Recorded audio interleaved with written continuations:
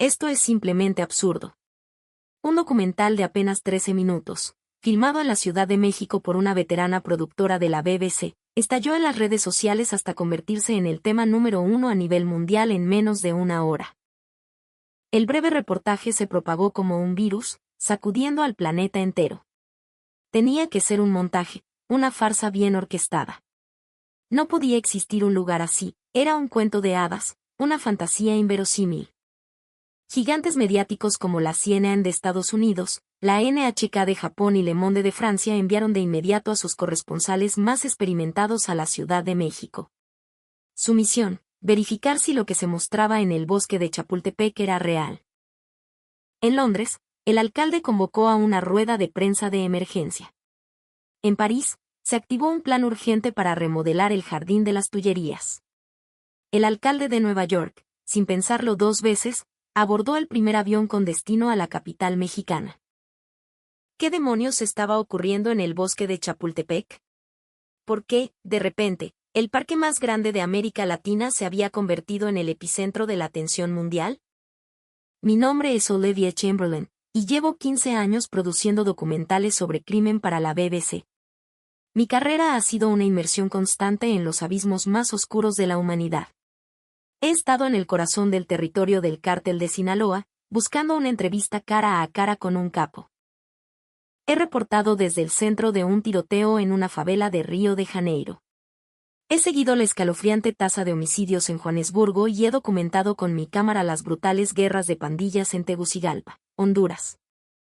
Cada lugar que he pisado ha sido un campo de batalla donde un equipo de guardaespaldas era indispensable.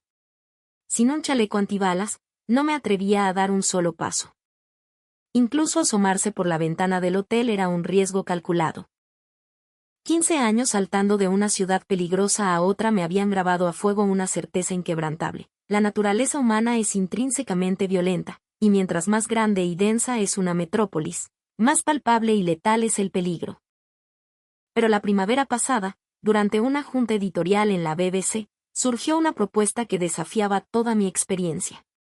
Un proyecto tan inusual que al principio me pareció una broma, investigar la verdad detrás de las ciudades más seguras de Asia. Robert, el editor en jefe, me miró fijamente. Olivia, eres la persona ideal para esto. Hay rumores sobre ciudades como Singapur, Tokio y, curiosamente, una en América Latina que ha cambiado radicalmente, la Ciudad de México. Queremos saber si su cacareada seguridad es genuina, o si es solo una paz artificial. Una fachada mantenida por un despliegue masivo de cámaras de vigilancia y políticas de mano dura. Solté una risa fría y sarcástica. Obviamente es la segunda opción, Robert. Llena una ciudad de cámaras que vigilen a cada ciudadano y cualquiera puede fingir que es seguro. De entre las opciones, elegí la Ciudad de México como mi primer objetivo, y tenía una razón muy específica para ello. Había visto un video en internet que me parecía la propaganda más descarada que jamás había presenciado. En el bosque de Chapultepec, a las 2 de la madrugada, una joven corría sola. Llevaba audífonos, sostenía su celular en la mano y no mostraba el más mínimo atisbo de preocupación. La sección de comentarios era un torbellino de incredulidad y asombro. Imposible, esto tiene que ser actuado, no mames, ¿en qué película vive? Yo estaba convencida de que era un fraude. Probablemente una zona residencial ultravigilada y exclusiva, o peor, un montaje propagandístico del gobierno, una vitrina impecable diseñada solo para engañar a los extranjeros, similar a las que he visto en regímenes autoritarios. Mi camarógrafo para esta misión era Rafael Nowak. Rafael es un polaco con una década de experiencia persiguiendo a la mafia de Europa del Este, un hombre tan cínico como yo. ¿Has oído hablar del bosque de Chapultepec en la CDMX, Rafael?, le pregunté. Él se burló. Ah, sí, ese lugar de cuento de hadas donde supuestamente puedes pasear de noche como si nada. Por favor. Lo mismo dicen de Varsovia, y a los turistas los siguen asaltando a plena luz del día. Mientras empacábamos nuestro equipo, bromeábamos sobre lo que encontraríamos. ¿Cuántas cámaras crees que haya? 1000. 2000. ¿Y policías? Apuesto a que hay un elemento de la Guardia Nacional cada 10 metros, respondí. La gente probablemente caminará con la misma expresión tensa y vacía que ves en las calles de Pekín. Un día de junio aterrizamos en el Aeropuerto Internacional de la Ciudad de México. Tras pasar por inmigración, ocurrió el primer suceso extraño. Un empleado del aeropuerto se nos acercó directamente y, en un inglés impecable, nos preguntó: «Son del equipo de la BBC, ¿verdad? ¿Necesitan algún tipo de asistencia para su reportaje?» No, gracias, estamos bien. Preferimos manejarlo nosotros mismos, respondí, manteniendo mi distancia profesional. Claro, como gusten. Pero si van al bosque de Chapultepec, les recomiendo que vayan de noche. Es cuando está más chido. De verdad, tienen que darse una vuelta por la noche, se llena de gente, es un ambientazo. Rafael y yo intercambiamos una mirada de desconcierto. ¿Nos estaba recomendando ir de noche, diciendo que había mucha gente? En cualquier ciudad peligrosa, la recomendación es exactamente la contraria. ¿Y es seguro?, pregunté, casi esperando que se riera. El empleado me miró con una expresión de genuina confusión, como si le hubiera preguntado si el cielo era azul. Seguro. Claro que es seguro. Es Chapultepec, por Dios. Su respuesta me hizo sentir un poco tonta, como si hubiera hecho la pregunta más estúpida del mundo. Tomamos un taxi del aeropuerto al hotel. El conductor, el señor García, un hombre de unos 60 y tantos años, vio nuestro equipo de filmación. ¿Vienen a grabar un programa? ¿A dónde van, güeros? Al bosque de Chapultepec. Queremos filmar algunas tomas nocturnas, le expliqué. El señor García soltó una carcajada que vimos a través del espejo retrovisor. Uf, en la noche se pone hasta el gorro. Les va a costar trabajo filmar tranquilos. Especialmente los viernes, aquello parece una kermés, una fiesta popular.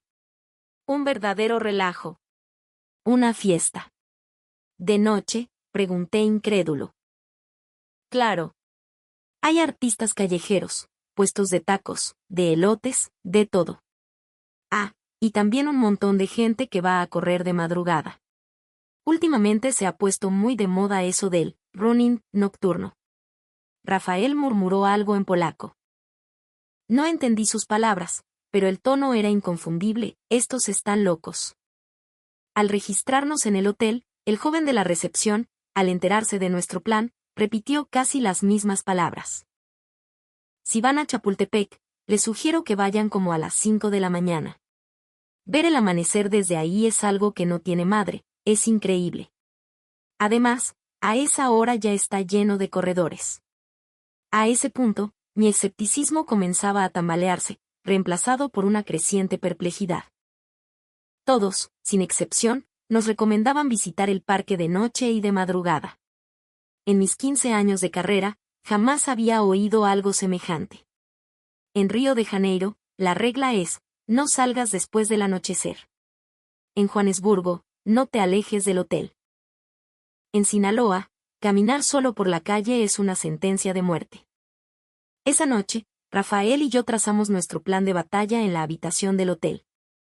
Vayamos primero a hacer un reconocimiento esta noche. Sin equipo. Como simples turistas. Necesitamos ver con nuestros propios ojos si esto es realmente peligroso o no, le propuse. A las 11 de la noche, salimos del hotel. Tomamos el metro y en apenas 10 minutos estábamos en la estación Chapultepec. Las calles seguían llenas de vida. Las tiendas Oxxo de 24 horas y las taquerías seguían abiertas, con gente comiendo y platicando tranquilamente. Ese simple hecho ya contrastaba brutalmente con Londres o París, donde a esa hora muchas zonas ya son pueblos fantasma. Al llegar a la entrada del bosque, me quedé sin palabras. Eran las 11 de la noche de un martes, y aquello de verdad parecía una verbena. Pero eso era solo el aperitivo. El verdadero shock, el que hizo que mi cerebro cortocircuitara, comenzó cuando empezamos a caminar por sus senderos. Eran las 11:15 de la noche, y lo primero que vimos fue a una pareja joven empujando una carriola. El bebé dormía plácidamente mientras sus padres charlaban, bebiendo una horchata. Rafael me susurró en el oído: en Londres, si sacas a un bebé a esta hora, te denuncian por maltrato infantil. Seguimos caminando y nos topamos con una escena aún más surrealista. Las bancas del parque estaban ocupadas, muchas de ellas por personas solas. Leían un libro, trabajaban en sus laptops o simplemente contemplaban la noche. Lo más increíble era cómo dejaban sus pertenencias. Las mochilas y los bolsos estaban descuidadamente a su lado. Vimos a un hombre que dejó su laptop en la banca y se fue tranquilamente. Supusimos que al baño. No puede ser. ¿Viste eso? Dejó la computadora y se fue, exclamé en voz baja, absolutamente atónita. La gente a su alrededor ni se inmutó. 5 minutos después, el hombre regresó y su laptop seguía exactamente donde la había dejado. Continuamos nuestro recorrido hacia una zona más oscura, bajo unas palmeras. Allí, 2 chicas jóvenes comían unos tacos al pastor. Me acerqué con cautela. Disculpen, les dije en inglés. ¿Es seguro estar aquí a esta hora? Una de ellas se rió, como si mi pregunta fuera la cosa más graciosa que había oído. ¿Aquí? Claro. Estás en Chapultepec. Es el lugar más seguro de toda la Ciudad de México. El lugar más seguro, repetí, incrédula. Sí. Siempre hay gente y todos nos cuidamos. Ayer mismo se me cayó la cartera y un señor que venía atrás corrió para alcanzármela y devolvérmela. Rafael me miró con una expresión que gritaba, maldita sea, ¿por qué no trajimos la cámara? Pasada la medianoche, el flujo de gente, en lugar de disminuir, parecía aumentar. Y entonces, la imagen más desafiante de todas, mujeres corriendo solas, con audífonos puestos, vistiendo mallas y ropa deportiva, completamente ajenas a cualquier posible peligro. Detuve a una de ellas, una mujer que aparentaba unos 30 años. Disculpa, ¿no te da miedo correr sola a esta hora? Se quitó un audífono y me miró extrañada. ¿Miedo? ¿Miedo de qué? Bueno, es de madrugada y está sola, insistí. Ella sonrió. Ah, seguro eres extranjera. Al contrario, a esta hora se corre mucho mejor. El aire está fresco y hay la cantidad justa de gente. Nunca en mi vida me ha pasado nada malo aquí. Y con una sonrisa, siguió su camino. A la 1 de la madrugada, entramos a un Oxxo a comprar agua, pero algo en la entrada llamó nuestra atención. Había un pequeño puesto de tamales sin nadie que lo atendiera. Solo una lista de precios y un código QR pegado a la hielera. ¿Esto es en serio?, le preguntó Rafael, incrédulo, al empleado del Oxxo. El chico nos respondió con una naturalidad pasmosa. Ah, sí. La gente escanea el código, paga y se lleva su tamal. A veces no traen cambio y me dicen que me pagan mañana. No hay bronca, aquí nadie roba. ¿Nunca te ha faltado dinero o producto? Llevo 1 año trabajando aquí. Ni una sola vez. A las 2 de la madrugada, el bosque de Chapultepec seguía vibrando con una energía tranquila y segura. Vimos a un oficinista comiendo tacos de canasta en una banca, a un repartidor de comida en bicicleta atravesando el parque, a una pareja de ancianos paseando de la mano. Lo que más me impactó fue la ausencia total de policías. En mis 15 años de carrera, todas las ciudades seguras que había visitado se sostenían sobre una presencia policial abrumadora. Pero aquí era diferente. A las 3 de la mañana, regresamos al hotel. Rafael rompió el silencio. Olivia, ¿qué demonios fue lo que vimos? No lo sé, Rafael. No lo entiendo. Pero mañana tenemos que grabar absolutamente todo. Esa noche no pude dormir. Mi sistema de creencias, forjado durante 15 años en las calles más peligrosas del mundo, se estaba desmoronando. ¿Y si la naturaleza humana era fundamentalmente buena? ¿Y si la confianza mutua era posible? ¿Y si una ciudad, por más monstruosa que fuera, podía ser genuinamente segura? Al día siguiente, decidimos empezar a grabar oficialmente. Y las escenas que capturamos fueron aún más impactantes. A las 4:30 de la mañana, Rafael y yo ya estábamos de vuelta en el bosque de Chapultepec, esta vez con todo nuestro equipo de filmación. ¿De verdad crees que habrá gente a las 5? Preguntó Rafael, escéptico. Al llegar al parque, la realidad nos golpeó de nuevo. Apenas pasaban de las 5 de la mañana y ya había decenas de personas corriendo. La mayoría eran mujeres, de todas las edades, desde veinteañeras hasta señoras de más de 60. Algunas corrían solas, otras en pequeños grupos. Me acerqué a una señora de unos 50 y tantos años para pedirle una entrevista. ¿Viene a esta hora todos los días? Sí, mija. Ya llevo 3 años así. En verano vengo a las 4:30, en invierno como a las 5:30. ¿Y no le da miedo venir sola?, le pregunté. Ella me miró con una expresión de auténtica confusión. ¿Miedo de qué? Esto es Chapultepec. Es mucho más seguro que la calle de mi propia casa. Aquí siempre hay gente. Pero es de madrugada, insistí. ¿Y qué tiene que sea de madrugada? Mira a tu alrededor, todos estamos haciendo ejercicio. Nos cuidamos entre todos. Esa frase fue la clave de todo, nos cuidamos entre todos. Mientras Rafael filmaba, observé detenidamente a mi alrededor. Era cierto. Había algo diferente en el ambiente.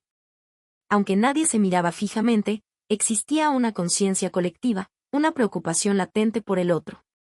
Una chica joven se agachó para atarse las agujetas y se le cayó un audífono. Un señor que pasaba trotando lo recogió, se lo entregó y siguió su camino sin decir una palabra. Una señora mayor usaba el tronco de un árbol para estirar, sin que nadie la molestara. A las 6 de la mañana, apareció una escena aún más increíble. Por todo el parque, comenzaron a formarse grupos de ejercicio espontáneos. Había tai chi, zumba con música de cumbia a todo volumen, yoga. Pero no había instructores profesionales ni se cobraban cuotas. La gente simplemente se reunía y comenzaba a moverse al unísono. En un círculo de tai chi, un abuelito de más de 70 años, al ver que yo era extranjera, me hizo señas para que me uniera. No, yo no sé hacer eso, le dije, negando con la cabeza. No importa, tú nomás síguenos, me insistió. Una señora a su lado me tradujo al inglés. Finalmente, con un poco de vergüenza, me uní al grupo. La gente me sonrió y, al terminar, incluso me aplaudieron. Rafael me dijo después, en 15 años, es la primera vez que te veo sonreír de esa manera tan genuina. A las 7 de la mañana, con la llegada de la hora pico, el parque se transformó una vez más.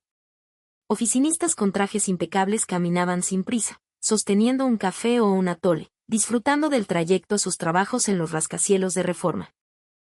Le pregunté a un hombre que parecía ingeniero de alguna empresa tecnológica, ¿hace esto todos los días? Sí, respondió. Me bajo del metro una estación antes a propósito para caminar por el bosque. Me ayuda a empezar el día con otra energía. Es increíblemente relajante. Es por la seguridad, inquirí. La seguridad ayuda, claro. Pero más que nada, me gusta ver a la gente. Me da una sensación de comunidad.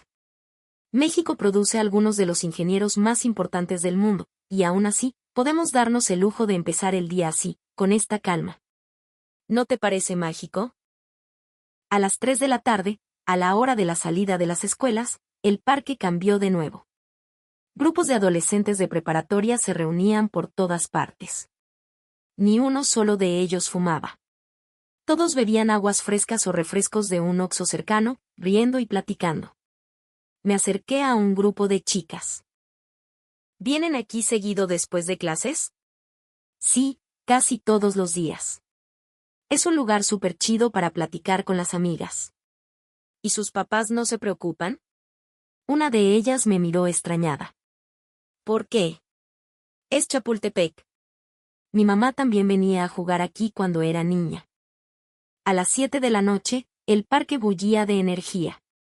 Oficinistas llegaban con tupers de comida o tacos de canasta y una cerveza para relajarse en las bancas después de un largo día. Los espectáculos callejeros aparecían por doquier, y la gente se reunía a su alrededor de forma natural. Un músico tocaba boleros en su guitarra, y entre el público, un hombre dejó su cartera en la banca para levantarse a bailar con su pareja. Bailó durante 10 minutos.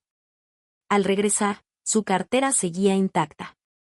A las 9 de la noche, las familias se convirtieron en las protagonistas. Abuelos paseando a sus nietos, parejas empujando carriolas o paseando a sus perros. Vi a un abuelo jugando con su nieto cerca de una fuente. El niño, sin querer, salpicó a un joven que pasaba. «Ay, perdón, joven», se disculpó el abuelo, mortificado. El joven, que tendría unos 20 años, se rió. «No se preocupe, señor. Con este calor, hasta se agradece». A las 10, 11, 12 de la noche. Cuanto más tarde se hacía, más seguro parecía sentirse el ambiente. La gente se cuidaba mutuamente de forma discreta pero efectiva. Si alguien parecía haber bebido de más, otros se mantenían cerca. Si alguien estaba sentado solo, la gente a su alrededor mantenía una distancia respetuosa pero vigilante. A la 1 de la madrugada, decidí llevar a cabo un experimento radical. Coloqué mi cartera en una banca vacía y me escondí detrás de unos árboles, a unos 100 metros de distancia, para observar. Durante media hora, docenas de personas pasaron junto a la banca. Nadie tocó la cartera. De hecho, una señora mayor, al verla, miró a ambos lados y, al no ver a nadie, la empujó un poco más hacia el centro de la banca para que no se cayera. Cuando regresé a recogerla, la señora me gritó desde lejos: «Oiga, señorita, cuide más sus cosas. Aunque esto sea Chapultepec, hay que tener cuidado». En ese instante, lo comprendí todo. La gente de aquí se consideraba una gran familia. Justo en ese momento, un turista se me acercó con una historia aún más impactante. Era un fotógrafo francés llamado Malik Renaud. «Es usted la productora de la BBC, ¿verdad? La vi grabando hace un rato». «Sí, soy yo. Llevo 3 días aquí, haciendo un time-lapse de 24 horas. He descubierto algo increíble. ¿Quiere verlo?». Me mostró la pantalla de su cámara. Había condensado 24 horas en un video de 3 minutos. «Mire», dijo, «desde las 4 de la mañana hasta las 4 de la mañana del día siguiente. No hay un solo segundo en el que el parque esté vacío. Incluso en el punto más muerto, entre las 3 y las 4, conté al menos 20 personas. En París, a las 2 de la mañana. El Bois de Boulogne ya es tierra de nadie, el lugar más peligroso de la ciudad». Malik continuó, «pero lo más impresionante es que la gente se cuida. No se miran fijamente, pero hay una atención discreta y constante». Al día siguiente, siguiendo el consejo de Malik, realicé otro experimento. A las 10 de la mañana, en pleno centro del parque, Rafael y yo fingimos tener una discusión acalorada. Empezamos a gritarnos en inglés, actuando como si estuviéramos furiosos. En menos de 3 minutos, varias personas se habían acercado. «¿Pasa algo? ¿Están bien?», preguntó un señor en un inglés correcto. Una estudiante universitaria se acercó, preocupada. Incluso una abuelita fue a un Oxxo cercano y nos trajo una botella de agua. Cuando les dijimos que estábamos bien y que solo era un malentendido, se alejaron, pero varios de ellos siguieron observándonos de reojo. A las 2 de la tarde, me senté sola en una banca y fingí llorar. En 5 minutos, 3 personas se habían acercado. No me hablaron directamente, pero se sentaron en bancas cercanas, observando discretamente. Un niño pequeño, después de hablar con su mamá, corrió hacia mí y me puso un mazapán en la mano. «Tenga, señora, para que no llore. Esto es súper dulce». En ese momento, mis lágrimas dejaron de ser una actuación. Me derrumbé de verdad. Al atardecer, a las 6, recorrimos cada rincón del parque. Cada sección tenía su propia atmósfera, pero todas compartían una cualidad, una seguridad abrumadora. Recuerdo especialmente el tramo cercano a la Avenida de los Insurgentes, con sus librerías de viejo y cafés que deberían estar oscuros por la noche. Pero no lo estaban. Los dueños mantenían sus locales abiertos hasta tarde, sus luces actuando como faros que vigilaban el parque. Le pregunté al dueño de un café: «Cierra muy tarde, ¿verdad?». «Desde que Chapultepec se revitalizó así, tenemos más clientes por la noche. Además, al estar nosotros aquí, la gente se siente más segura». «¿Son como guardianes?», pregunté. Más que guardianes, somos vecinos. Y los vecinos se cuidan, ¿no? A las 8 de la noche, vimos una escena que me dejó helada. Un hombre, claramente ebrio, dormía profundamente en una banca. La gente que pasaba o se sentaba cerca lo hacía en silencio, manteniendo una distancia respetuosa. Si observabas con atención, te dabas cuenta de que lo estaban protegiendo. Una hora después, el hombre se despertó, desorientado. Un señor que estaba sentado cerca le ofreció una botella de agua. Tómese esto, amigo. Ya es hora de ir a casa. El hombre se levantó tambaleándose. Dos jóvenes se acercaron a ayudarlo. ¿Dónde vive? ¿Quiere que le pidamos un taxi? No, gracias, tomo el metrobús. Entonces lo acompañamos a la parada. Lo llevaron hasta la parada del autobús y luego regresaron a su banca como si nada, continuando su conversación. Más tarde, les pregunté por qué habían ayudado a un extraño. Uno de ellos sonrió. Aquí nadie es un extraño. Todos somos vecinos. Mañana el que esté borracho podría ser yo, y sé que alguien me ayudaría. A las 10 de la noche, escuché una conversación fascinante. Un grupo de jóvenes veinteañeros hablaba sobre la situación del país. Con la violencia en otros estados, da miedo.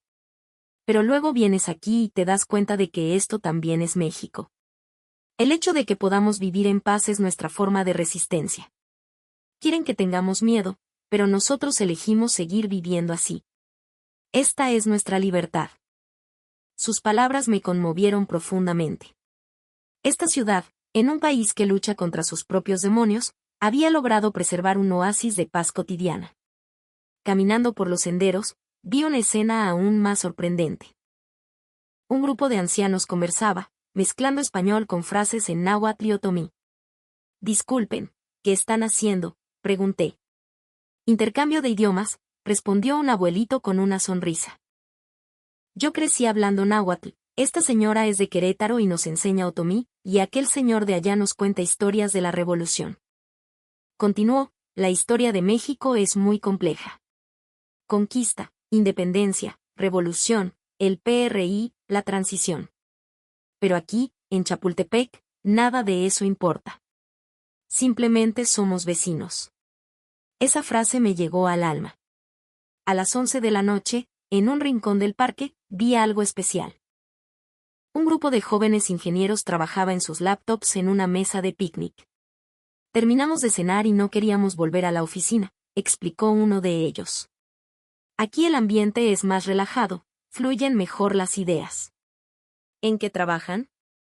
Somos diseñadores de software para una empresa de tecnología financiera. México es una potencia emergente en fintech.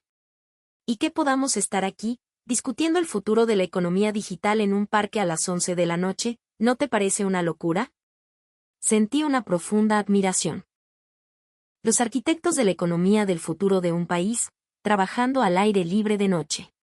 En Londres, sería impensable. A las 12 de la noche, me encontré con otro grupo interesante. Jóvenes veinteañeros reunidos alrededor de una pizarra, dibujando diagramas. ¿Qué hacen? Una junta de brainstorming para nuestra startup, respondió uno. Venir aquí nos inspira. Ves a la gente y entiendes sus necesidades. Con la situación económica y la inseguridad en otras regiones, los jóvenes tenemos que ser más creativos. Por eso nos juntamos para compartir ideas. ¿No tienen miedo?, pregunté, refiriéndome a los problemas del país. Él lo pensó un momento. Sí, a veces. Pero no podemos dejar que el miedo nos paralice.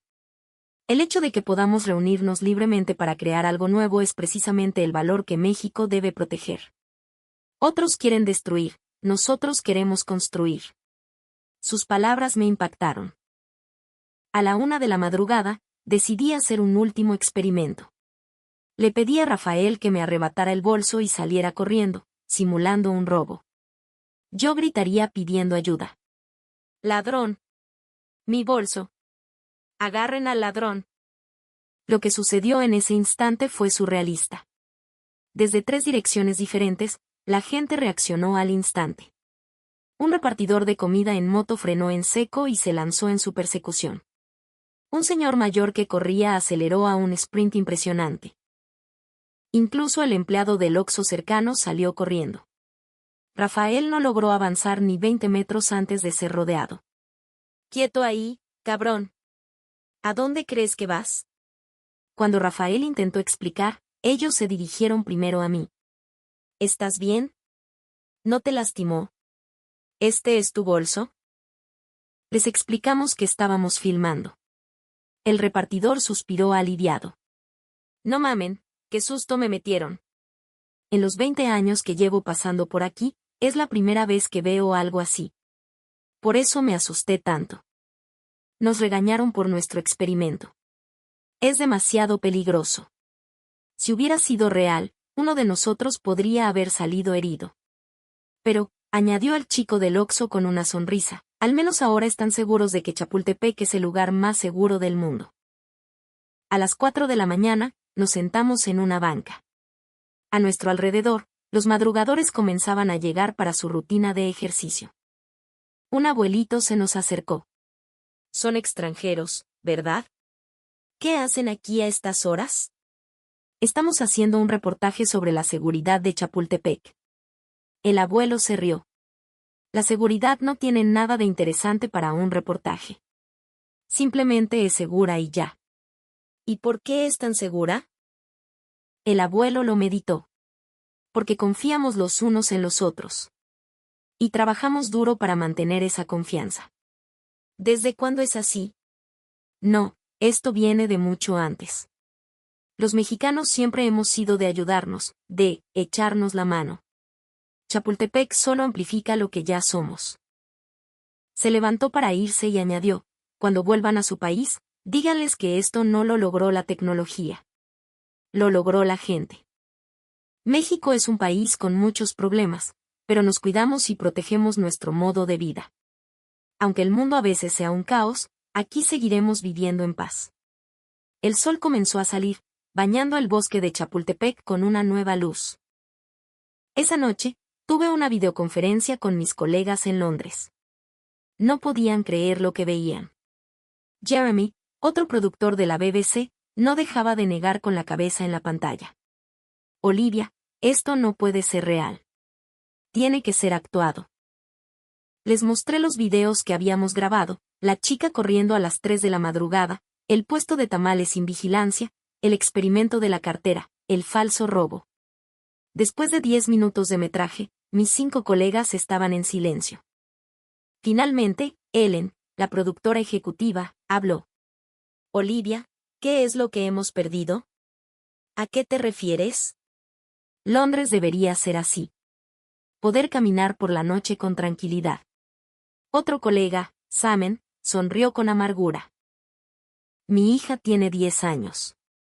No puedo dejarla ir sola a la escuela, y eso que vive a solo 100 metros. Pues aquí en la Ciudad de México», respondí, «los niños de primaria viajan solos en el metro para ir a sus clases de regularización». «¿Estás bromeando?», preguntó Jeremy. «Ayer hubo otro apuñalamiento en Bristol. A plena luz del día. Nosotros somos los que no somos normales».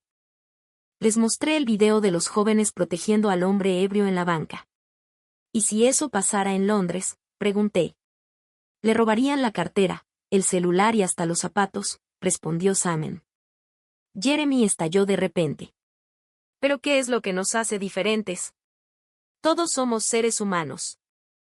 Recordé las palabras de toda la gente que había conocido. La confianza. Una confianza básica en el otro. «Pero nosotros también tenemos leyes y policía», replicó Ellen. «Ellos confían el uno en el otro antes de recurrir a la ley. Los ciudadanos actúan antes de que llegue la policía», le expliqué. Simon pareció tener una revelación. «¿Desde cuándo empezamos a vernos como enemigos?». Hubo un silencio denso. Ellen dijo, «Olivia, ¿ya tienes título para el documental?». «Todavía no». «¿Qué tal, lo que perdimos? ¿Una lección desde el bosque de Chapultepec de la Ciudad de México?». Jeremy se opuso. «Demasiado deprimente». «¿Y si lo llamamos, la última ciudad segura?». «No, negué con la cabeza. Esta no es la historia de una ciudad. Es la historia de su gente. A la mañana siguiente, ocurrió algo inesperado. El London Evening Post publicó en su portada una captura de pantalla de nuestro metraje, la chica corriendo sola a las 3 de la mañana. El artículo mostraba un contraste brutal. Londres, con 131 crímenes graves al año. El bosque de Chapultepec, con solo 2. En Londres, se recomendaba no salir de casa de madrugada. En Chapultepec, el parque estaba lleno de vida las 24 horas. Londres tenía 420.000 cámaras de vigilancia. La Ciudad de México tenía los ojos de millones de ciudadanos. La reacción fue explosiva. En Twitter, Milagro Mexicano se convirtió en tendencia mundial. Los londinenses inundaron las redes con comentarios autocríticos. Nosotros también éramos así. Mi abuela dice que en los años 60, Londres era súper seguro. El problema no es el sistema. Somos nosotros. Esa misma tarde, recibí una llamada de la oficina del alcalde de Londres. Señorita Chamberlain, el alcalde desea hablar con usted. ¿Por qué? Quiere saber si el modelo Chapultepec podría aplicarse en Londres. Miré a Rafael. Esto ya no era solo un documental. En ese momento, Elena, la chica del Oxxo, me envió un mensaje. Productora, vi la noticia en la BBC. Londres también puede ser como Chapultepec.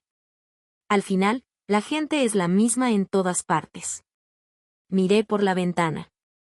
¿Sería verdad?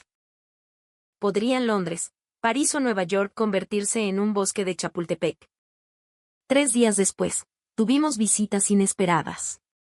El vestíbulo del hotel estaba abarrotado de periodistas de todo el mundo. Mark Thompson de la CNN, Yuka Yamada de la NHK, Hans Müller de Deutsche Welle, Marie Dubois de Le Monde. Olivia, me saludó Mark. Tu reportaje ha causado un terremoto. Vinimos a verlo con nuestros propios ojos. Yuka añadió, Tokio también se considera seguro, pero cuando vimos las imágenes de Chapultepec, nos quedamos en shock. Hans seguía escéptico. Seguro que es una exageración. Las ciudades asiáticas y latinoamericanas a menudo maquillan sus estadísticas. Por eso estamos aquí, para comprobarlo, dijo Marie. Esa noche, a las 10, fuimos todos juntos a Chapultepec. Decidimos que cada uno haría su propio experimento. Mark colocó un billete de 500 pesos en una banca y observó desde lejos. 1 hora después, nadie lo había tocado. Es más, alguien le puso una piedra encima para que no se lo llevara el viento. No tiene sentido, murmuró Mark. En Nueva York, no dura ni 5 minutos. Yuka, con su cámara de última generación, fingió estar mareada y caminó tambaleándose. Dejó caer a propósito su cámara, un equipo valorado en miles de dólares. Al instante, 3 personas corrieron a ayudarla. Señorita, ¿está bien? Se le cayó su cámara, tenga cuidado. Un joven la recogió, le quitó el polvo y se la entregó. Parece muy cara. Revísela para ver si no se dañó. Yuka nos confesó después, con lágrimas en los ojos, hice el mismo experimento en Shinjuku, Tokio. Nadie me ayudó. Hans, un alemán corpulento y tatuado, salió a correr solo a las 2 de la madrugada. Su aspecto podría resultar intimidante. Pero la gente reaccionó con la misma naturalidad. Échele ganas, güero, le gritó un corredor. Una señora incluso le ofreció agua. Ánimo, extranjero. Marie realizó el experimento más arriesgado. A las 3 de la mañana, en la zona más oscura y apartada del parque, fingió una llamada telefónica desesperada. Gritaba en francés, necesito dinero, ahora mismo. Necesito 5.000 euros. Creó una situación deliberadamente sospechosa. 10 minutos después, apareció una patrulla. ¿Algún problema, señorita? Marie estaba atónita. Resultó que el dueño de un puesto de comida cercano había llamado a la policía. Vi a una mujer extranjera hablando sola por teléfono de madrugada, parecía que estaba llorando. Me preocupé de que estuviera en peligro. A las 5 de la mañana, nos reunimos de nuevo en el vestíbulo del hotel. Hans fue el primero en hablar. Tengo que admitirlo. Es real. Mark asintió. En 15 años como reportero, este es el reportaje más impactante que he hecho. Mi percepción de la naturaleza humana ha cambiado por completo. Yuka dijo, Japón tiene que aprender de esto. Tenemos orden, pero hemos perdido el corazón. Mari concluyó, esta no es solo una historia sobre seguridad. Es una historia sobre civilización. Al día siguiente, ofrecimos una conferencia de prensa conjunta. 5 de los medios más importantes del mundo verificaron que el milagro del bosque de Chapultepec era real. Cada uno publicó su reportaje. El titular de la CNN fue, el lugar más seguro del planeta, el secreto de la Ciudad de México. El de la NHK, el milagro mexicano, la lección que Tokio debe aprender. Deutsche Welle, la ciudad de la confianza, el futuro de Berlín. Y Le Monde, en la Ciudad de México encontramos lo que París perdió. La repercusión fue global. El secretario general de las Naciones Unidas emitió un comunicado declarando que el bosque de Chapultepec era un modelo de coexistencia al que la humanidad debía aspirar. El CEO de Google tuiteó, no es la tecnología, es la confianza lo que crea la seguridad. Aprendamos de Chapultepec. Elon Musk le respondió, quiero que las ciudades de Marte sean como el bosque de Chapultepec. Pero el comentario que más me impactó fue el de un niño de un barrio pobre de Nueva York en YouTube. ¿Podrá nuestro barrio ser así algún día? Un lugar donde mi mamá pueda caminar segura por la noche. Le respondí, es posible. Porque la Ciudad de México nos demostró que se puede. Una semana después, llegó una noticia aún más increíble. Ellen, mi jefa, me llamó de madrugada. ¿Qué pasa? Nuestro documental ha superado los 100 millones de visualizaciones. Es el más rápido en la historia de la BBC. Pero lo más importante viene ahora. El alcalde de Londres anunció el lanzamiento del proyecto Támesis, un plan para crear una cultura de seguridad nocturna inspirada en Chapultepec. La alcaldesa de París le siguió, introduciendo el plan de seguridad nocturna del Sena, fomentando una cultura de vigilancia ciudadana. Berlín, Ámsterdam, Barcelona. Los líderes europeos competían por implementar sus propias versiones del modelo Chapultepec. ¿Y la reacción de los mexicanos? El señor García, el taxista que conocimos, no entendía el alboroto. ¿Qué tenemos de especial? Esto es lo normal, ¿no? La dueña del café pensaba lo mismo. Vaya, así que en Londres es así. No sabía que no se podía salir de noche. ¡Qué raro!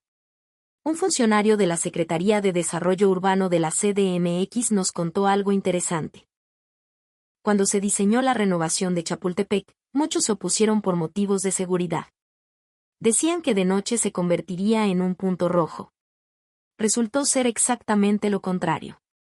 Fueron los ciudadanos quienes crearon la seguridad. Nosotros solo proporcionamos el espacio. 2 semanas después, Chapultepec se convirtió en un lugar de peregrinación.